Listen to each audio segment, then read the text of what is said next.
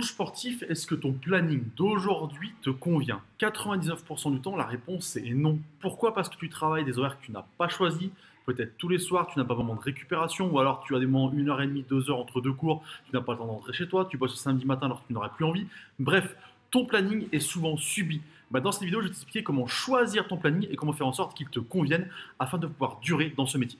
Attention, si ton planning c'est de vouloir bosser que 2 heures par semaine, tu n'es pas au bon endroit. Par contre, ce que je te propose, c'est tirer de la réalité de ce que moi je fais et je vis au quotidien et le quotidien aussi des coachs que j'accompagne. C'est notamment le cas d'Ingrid et Kevin, entre autres, qui ont eu besoin de faire ce changement. Donc toutes les étapes dont je te parle ici et les freins dont je te parle, je les connais puisque je les ai eus et les personnes que j'ai accompagnées, dont Ingrid et Kevin notamment, ont eu ces freins-là. Et tu vas voir qu'une fois qu'on commence à lever ces freins et ces fausses images qu'on a dans notre planning, tout devient plus clair. Je te propose de pouvoir choisir enfin ta vie quotidienne, avoir la vie et le planning que tu souhaites, peut-être pour pouvoir te libérer du temps le week-end pour ta famille, le soir. Bref, ce que je te propose, c'est une réalité. Regarde bien les 5 étapes que je te propose, mets-les en place et tu verras que tu pourras avoir un planning qui te convient et qui est complètement choisi et non plus subi. Si tu ne me connais pas, je m'appelle Anthony Schaaf, coach sportif, fondateur de Perform Coach Formation. J'accompagne les coachs à augmenter leurs revenus au quotidien sans avoir besoin de faire 70 heures par semaine. Dans cette première étape, on va tout de suite être capable de se projeter et tu vas devoir écrire sur un papier, sur ton ordi, où tu veux, le planning dont tu rêves. Le planning qui serait idéal pour toi. Je te le dis tout de suite, ne commence pas quand tu fais ce planning-là à te dire mais attends, ça c'est pas possible, ça je peux pas. Non, si tu commences comme ça, tu n'arriveras jamais à lever les freins parce que tu verras qu'il y a différents freins qui vont te faire penser que ce n'est pas possible et du coup tu ne vas pas lever ces freins-là. L'objectif c'est de te dire sans aucune contrainte qu'est-ce que j'aimerais avoir comme planning et comment j'aimerais travailler au quotidien dans mon métier de coach sportif. Bah oui, parce que en fait pour avoir le planning que tu veux, il faut savoir lequel il est, il faut savoir où tu vas et après mettre les étapes en place pour y arriver. Donc là, je le redis, l'objectif pour toi, c'est de caler le planning idéal dont tu rêverais. On est bien d'accord que tu ne vas pas y arriver en un jour ou deux, mais rapidement, tu vas pouvoir mettre des changements en place qui vont te permettre déjà de souffler et de commencer à goûter à un planning choisi. Tu vas pouvoir également, à côté de ce planning-là, mettre la somme que tu veux gagner. Pourquoi? Parce que quand on met un planning en place, il va falloir se dire, très bien, je veux bosser tant d'heures par semaine et du coup, j'ai tant de disponibilité. Par contre, à côté de ça, il ne faut pas que tu dises, mais non, c'est pas possible parce que si je bosse ce nombre d'heures, j'arrive pas à gagner autant que ce que je voudrais. Donc l'objectif pour toi, c'est de mettre les deux en parallèle pour pouvoir lier ça ensuite et avoir le résultat que tu veux avec le planning que tu veux. Je le redis, je l'ai dit au début de cette vidéo, je le répète. Si tu me dis je veux gagner 10 000 € par mois en bossant 2 heures par semaine, tu n'es pas au bon endroit. Je ne suis pas un vendeur de rêve, je suis quelqu'un de concret qui te propose des solutions qui fonctionnent au quotidien. Il n'est pas toujours évident de se projeter quand on demande souvent, quand je demande au coach de dire quel planning tu aimerais avoir dans 6 mois, 1 an ou 2 ans. Effectivement, ce n'est pas toujours évident de savoir ce que l'on veut. D'accord? Sache que ce planning peut évoluer et va évoluer. C'est-à-dire que même ton planning idéal, il va changer au fur et à mesure de tes réflexions, de ta vie, si tu as des enfants ou pas, si tu as des obligations ou pas. Peut-être que tu vas changer d'envie aussi dans ton métier de coach sportif. Bref, ne te limite pas à ça. Vraiment, c'est une idée du moment. Et même si il y a des choses dont tu n'es pas sûr, pour le moment, mets-les telles quelles et elles se modifieront après au fur et à mesure. Il n'y a pas de problème là-dessus. Dans cette seconde étape, je vais t'expliquer les premières choses à modifier et la première vision à changer. Le départ, c'est que tu vas devoir jouer sur deux choses. La première, tu vas devoir jouer sur ton temps de travail et tu vas devoir jouer sur tes tarifs. Parce que du coup, pour être capable d'avoir un planning que tu as choisi, il faut aller vers du coaching sportif haut de gamme, vers des tarifs premium. Parce que si tu es à 25 € de l'heure, tu ne pourras jamais choisir ton planning parce qu'il va falloir que tu bosses beaucoup, beaucoup, beaucoup, donc pas de choix réel pour gagner une certaine somme. L'objectif pour toi, c'est de monter en gamme, d'avoir des tarifs plus élevés. Et je le sens tout de suite arriver, oui, mais comment on fait, comment on les assume? Ça, c'est des choses que j'explique dans d'autres vidéos. Donc, si tu veux en savoir plus, clique sur ce lien. Et là, je t'explique effectivement comment faire clairement du coaching haut de gamme. Là, je vais me concentrer sur ce que ça va t'apporter et comment mettre les modifications en place. En fait, le fait d'augmenter tes tarifs va te permettre d'avoir plus de revenus pour le même temps de travail qu'avant. Et dans ce temps de travail, tu verras qu'on pourra faire des choix clairs et évidents. Et ces choix ne seront plus en fonction de ah non, je ne peux pas supprimer ça, sinon je gagne moins. L'objectif, c'est de te dire, très bien, maintenant que je peux gagner plus avec moins de temps, je peux faire de réels choix qui ne sont pas dictés par l'argent. Parce que je comprends bien qu'à un moment donné, il faut qu'à la fin du mois, tu aies une somme sur ton compte. Donc forcément, c'est le premier blocage à lever, c'est ce blocage de tarifs et d'argent à la fin du mois. Parce que quand tu regardes finalement la somme à la fin du mois, bah, tu ne veux pas toucher à ton planning parce que tu ne veux pas perdre d'argent. Une petite parenthèse sur la remarque que j'ai très souvent, c'est oui, mais là où je suis, c'est pas possible de vendre plus cher. C'est vraiment une limitation que tu t'imites toi-même. C'est un facteur limitant que tu as créé. C'est une croyance limitante qui est beaucoup trop ancrée à mon goût chez les coachs sportifs en général. Je sais parce que je l'ai pensé au départ. Alors que je peux te dire et vraiment te l'assurer à 100%, où que tu sois, où que tu sois, tu peux vendre à des tarifs plus élevés. C'est une question de méthodologie, mais la première chose avant même la méthode, bah, c'est être capable de te dire que c'est une possibilité et d'enlever ce premier frein. Si tu veux savoir comment fixer ton tarif et comprendre que ça ne dépend pas en priorité du lieu où tu habites, je t'invite à cliquer sur le lien qui est juste au-dessus. C'est la vidéo comment fixer ton tarif et tu comprendras que finalement ça ne dépend pas du lieu, mais de plein d'autres choses. L'autre frein que tu vas devoir enlever, on est toujours dans la deuxième étape, c'est les premières modifications, c'est de te dire qu'il va falloir changer de mode de fonctionnement et de vision de l'accompagnement de tes clients. Quand on pense au coaching sportif, quand on fait du présentiel, on ne pense qu'au présentiel. Et la problématique de ça, c'est qu'à un moment donné, bah, plus tu vas coacher en présentiel, plus ça va te demander d'être disponible à des horaires précis, notamment le soir où beaucoup de gens vont te demander ces horaires-là.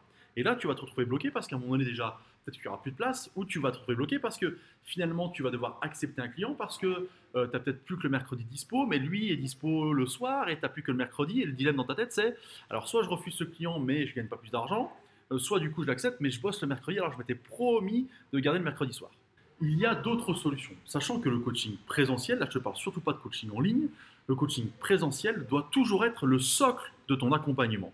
Mais à côté de ça, il faut que tu rajoutes de l'accompagnement, d'accord, pour être capable d'accompagner les gens en plus à distance, en plus avec d'autres outils, du suivi nutritionnel, peut-être une application des séances vidéo, pour te permettre d'avoir justement plus de liberté dans tes temps d'action.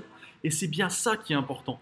Le problème, c'est de se dire, si je ne fais que du présentiel, déjà, est-ce que je vais trouver des clients qui finalement, eux, vont toujours avoir les moyens de payer 1, 2, 3, 4 séances par semaine? Non. Donc il faut trouver d'autres choses pour les accompagner toute la semaine, parce que si tout le monde se paye qu'une seule séance par semaine, tes résultats ne vont pas être très bons, et ça va être forcément compliqué derrière. Mais ça, c'est valable finalement quel que soit le prix de tes séances. L'autre objectif, et tu l'as bien compris, c'est de se dire que si je ne fais pas que du présentiel à 100%, bah du coup, je vais pouvoir m'organiser comme je veux au moment où je le veux, beaucoup plus facilement. Et c'est là déjà où tu commences à entreapercevoir un planning différent. Et ça, je pense que c'est important. Tu commences à dire très bien, je comprends que je pourrais choisir beaucoup plus mes moments de travail que maintenant. Et c'est exactement le but de cette démarche et de cette vidéo. Dans cette troisième étape, bah, tu vas devoir faire des choix clairs. Et c'est ces choix qui vont commencer à orienter. Mais ces choix sont remplis de blocages. Le premier, c'est de penser que tes clients actuels ne peuvent pas changer de planning. Ah oui, parce que tu dis, ouais, mais lui, il m'a toujours dit qu'il était disponible que ce jour-là, c'était pas possible autrement. Donc, si par exemple, je veux avoir mon vendredi après-midi, bah, je peux pas parce que lui, il est là et je pourrais pas le changer. C'est faux, c'est une croyance de ta part et ton client, lui aussi, le croit. Je m'explique. Il faut que tu sois capable de te dire, le vendredi après-midi, je ne veux pas travailler, je ne veux pas donner de cours. C'est un exemple parmi tant d'autres, tu l'auras bien compris. Et qu'est-ce qui va se passer? Imagine, par exemple, que ton vendredi après-midi soit vraiment rempli de cours. D'accord? Un nouveau client arrive, il dit, moi je suis dispo que le vendredi après-midi. Je suis désolé, je peux pas. Bah, même si tu voulais, tu ne peux pas, c'est rempli. D'accord? Et bien, c'est la même démarche. Tu dois te dire, le vendredi après-midi, je suis pris. Voilà, même si c'est pour toi, avoir du temps pour toi, profiter de ta famille, aller faire du vélo, ce que tu veux. D'accord? Mais je suis pris à ce moment-là. Et tu vas voir, il va se passer un truc magique. C'est que la personne, finalement, va dire, ah, mais j'ai peut-être une autre solution à laquelle j'avais pensé, etc. Et tu vois que ça va se passer tout seul, facilement comme ça. Parce qu'à partir du moment où tu leur dis non, avec la conviction que tu ne peux pas, on est bien d'accord, pas oui, je peux pas, mais c'est que non, non, non, je peux pas, déjà, je suis déjà pris, sans expliquer pourquoi, bien entendu, j'ai déjà plein de cours, je peux pas, voilà, c'est comme ça. La personne va naturellement trouver, elle, d'autres solutions. Bien sûr, il ne va pas falloir que tu te dises, je veux aucune solution. Il va falloir être capable, derrière, d'apporter toi aussi des solutions là-dessus. L'autre solution pour faire des choix clairs, là je t'ai parlé de par exemple comment réorganiser ton planning actuel, d'accord, ou sur comment amener de nouveaux clients là où tu voulais pour que ton planning commence vraiment à se dégager comme tu le souhaites, mais il va falloir faire aussi des choix en termes de clientèle, d'accord. Parce que en fonction du planning que tu vas avoir, peut-être qu'il y a des cibles à aller chercher particulières. Bah oui, parce que certaines personnes sont peut-être plus disponibles tout le temps en journée, et ces personnes-là, bah, ça veut dire que si toi tu ne veux pas travailler le soir, il va falloir les chercher. Je pense notamment au sport santé. Il y a peut-être des personnes qui sont disponibles plus tel jour dans la semaine. Bah, c'est pareil, en fonction de ce que tu as choisi et du planning que tu veux, il y a des types de clientèle à aller cibler. Et ça aussi, c'est important de le comprendre. Ça veut dire que ta communication doit être réorientée en fonction des choix de ton planning. C'est dans ce sens-là qu'il ne faut pas hésiter à se spécialiser, parce que la spécialisation déjà rapporte plus d'argent, tu pourras plus facilement avoir des tarifs plus élevés, mais surtout parce que la spécialisation va te permettre, si le choix est bien fait, d'encore plus choisir tes disponibilités, le temps que tu veux avoir et quand est-ce que tu veux coacher et ne pas coacher. Si tu veux plus d'informations sur comment te spécialiser, quelle est la démarche de A à Z pour que tu sois capable de le faire facilement, je t'invite à cliquer sur la vidéo qui est au-dessus. C'est une vidéo spécialement conçue sur la spécialisation du coach sportif. Grâce à cette troisième étape, tu as donc le pouvoir, si tu le veux, de décider et de dire non. Et ça, c'est le plus compliqué, j'en ai bien conscience, de dire non, je ne suis pas disponible le mercredi après-midi. Voilà, même si c'est juste pour toi. Non, je ne suis pas disponible. Tu cales ce planning, il est pour toi à ce moment-là, d'accord? Et tu sais aussi qu'en fonction, tu peux choisir une spécialisation pour orienter tes moments de disponible ou pas. Déjà, tu commences à y voir plus clair. Passons maintenant à la quatrième étape. Avant de commencer cette quatrième étape, je tiens à te préciser que ce que je te dis là, d'accord, c'est du concret, c'est des choses qui se sont déjà passées pour moi, parce que j'ai réorganisé mon planning un jour en me disant non, stop, je peux plus, je dois arrêter de bosser matin, midi, soir, tout le temps le samedi matin, je veux dégager du temps pour ma famille, etc.